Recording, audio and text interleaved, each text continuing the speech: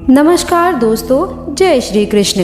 स्वागत है आप सभी का हमारे YouTube चैनल में। आपके घर में नाग देवता बनकर पधारने वाले हैं। दोस्तों, आपको कुछ सावधानियां रखनी चाहिए। इस वीडियो में हम आपको ऐसी जानकारी देंगे जिससे आपकी किस्मत 100% बदल जाएगी।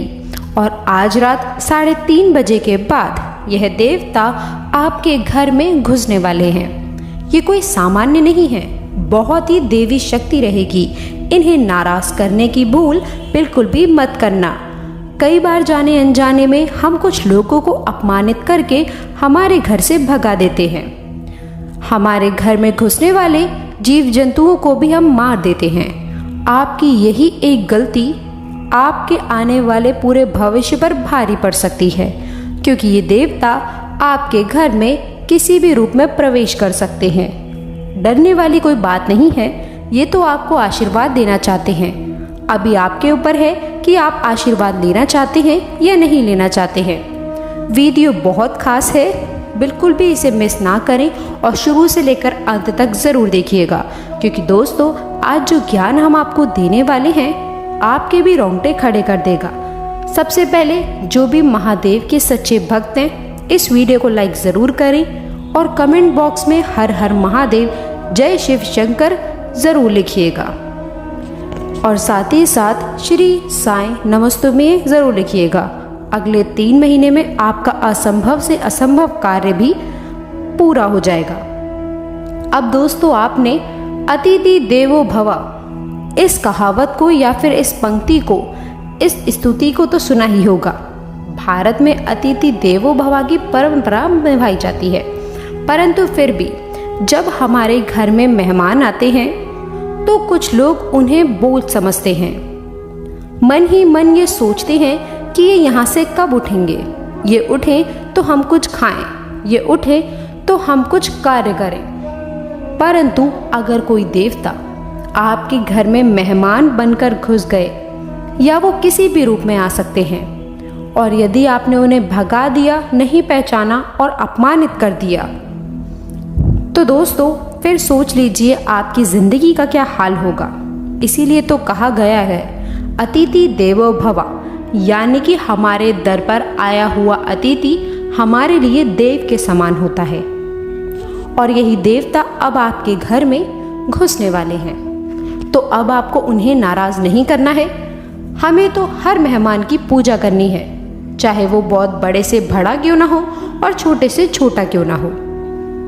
अगर हम उसकी पूजा करेंगे तभी तो ईश्वर हमें आशीर्वाद देंगे। किंतु द्वार पर आए मेहमान पर इतनी मेहमान करें तो मैं इसके दर पर जब जाऊंगा तो कितना कल्याण होगा। अब भगवान भी आपके दर पर किसी भी रूप में आ सकते हैं, इस बात में कोई भी दोहराए नहीं है। इसीलिए दर पर आए मांगने वाले की, दर पर आए याचक की, घर पर आए मेहमान की कभी भी बुराई नहीं करनी है। उनके खिलाफ मन में कभी भी द्वेष या गलत भावना उत्पन्न नहीं होने देनी है। और हमें इस चीज़ का ख्याल रखना है कि हमें आगे बढ़ना है, उनकी सहायता करने के लिए, उनका नमन करने के लिए, क्योंकि यही आपका सूत्रधार साबित होगा। इस बात को आप हमेशा याद रखिएगा। अब बहुत सारे लोग जीव जंतुओं से बहुत डरते हैं। देखिए, हर प्राणी में परमात्मा का वास है। परमात्मा ने सभी को बनाया है, डरने की कोई बात नहीं है। हमें सभी जीव जंतुओं की रक्षा करनी है। परंतु बहुत सारे लोग कीड़े मकोड़ों को देखते ही उन्हें मार गिराते हैं। ऐसा करके वो बहुत बड़ा पाप अपने हाथों से कर रहे होते हैं। इस बात का आपको अंदाज़ा नहीं होता, लेकिन बहुत बड़ा अनर्थ आपके द्वारा हो चुका होता है। ये आपको बिल्कुल भी शोभा नहीं देता है, आपके पाप कर्मों को बढ़ाता है और आपके लिए अपने महत्वपूर्ण कार्यों में अटकनें पैदा करता है। तो अब अगर आपके घर में कोई देवता आने वाले हैं तो वो जीव जंतुओं का रूप लेकर भी आ सकते हैं।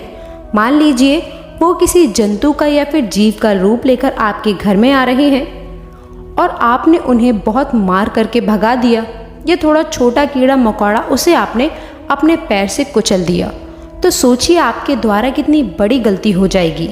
यही तो दोस्तों परीक्षा का समय होता है।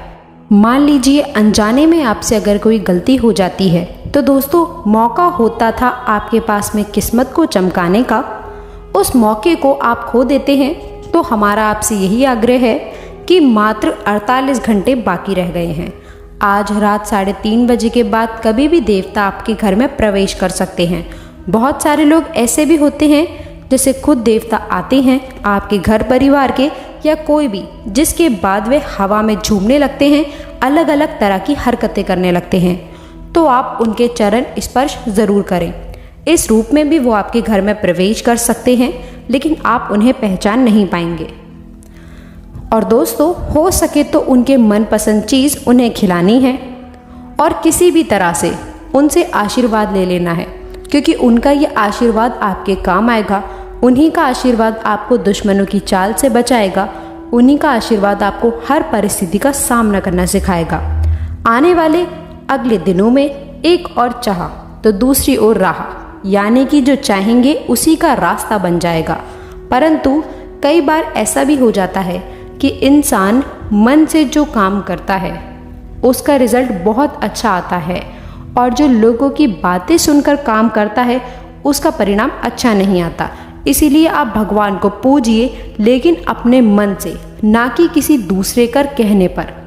अगर आपकी कोई मन्नत पूरी नहीं होती है तो उस भगवान को बदल देते हैं, किसी और भगवान की शरण में चले जाते हैं। वहाँ पर भी उसकी मन्नत पूरी नहीं होती तो तीसरी भगवान की शरण में चले जाते हैं। और यहाँ तक तो छोड़िए, जब बहुत समय तक आत्म नहीं होता है तो अपने धर्म को छोड़कर किसी और धर्म के पास पहुँच जाता है।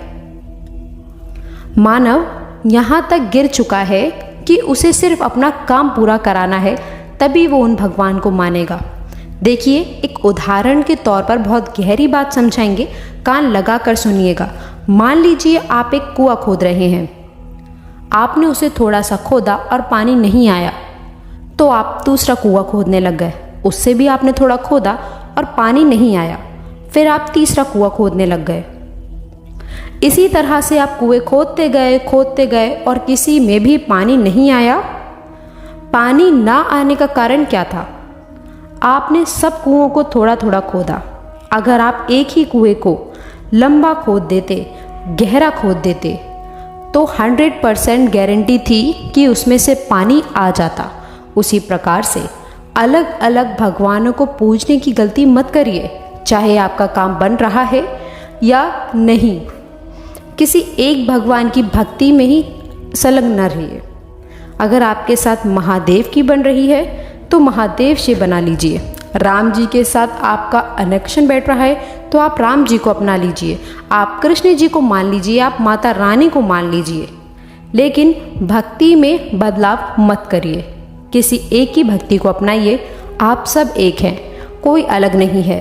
आपका काम ज़रूर बनेगा, लेकिन आपको एक ही कुएं को गहरा खोदना होगा, क्योंकि दोस्तों भगवान एक ही है किंतु उसके रूप अनेकों हैं। जैसे कि दोस्तों हमने आपको बताया कि यह देवता किसी भी रूप में आपके घर में दस्तक दे सकते हैं। अगर सामान्य आँखों से उन्हें आप नहीं देख पाए तो ये दूसरी बात है, लेकिन किसी का रूप देख करके अगर आपके द्वार पर आते हैं तो चाहे कोई भी आ जाए, मांगने वाला ही क्यों ना हो, उसे आदर सत्कार से कुछ देना है, उसका सम्मान करना है, उसे प्यार भरे ही बोल बोलने हैं, उससे कड़वी बातें नहीं करनी है। ये बात आप खास तौर पर ध्यान रखें, क्योंकि अक्सर जब हमारे दर पर कोई मांगने वाला आता है तो हमारा मुंह बन जाता है। हम उसे देना नहीं चाहते, हम उसे किसी भी तरह से भगाना चाहते हैं। तो यही चीज़ें जीवन में दिक्कत देती हैं, तकलीफ़ देती हैं। अगर भगवान ने आपको किसी को कुछ देने के काबिल बनाया है, देखिए लेने के काबिल तो नहीं बनाया है, देने के काबिल ही बनाया है, तो ये कितनी अच्छी बात है। आपको इसका अभिमान रखना चाहिए कि आपको भगवान ने देने के काबिल बनाया है। और पृथ्वी गोल है और आपके पिछले जन्म में आपकी यह गलती हो सकती है आपको लेने वाला बना दे। इसीलिए हमें तो आज से ही, अभी से ही हमारे कर्मों को सुधारते रहना है, क्योंकि हमें इस जीवन मरण के चक्र में नहीं फंसना।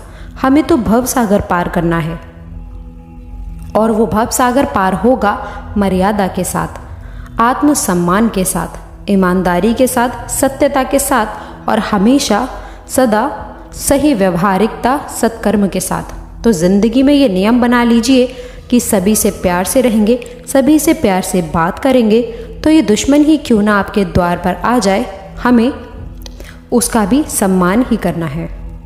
तो दोस्तों, आशा करते हैं कि वीडियो में दी गई जानकारी आपको बहुत पसंद आई होगी।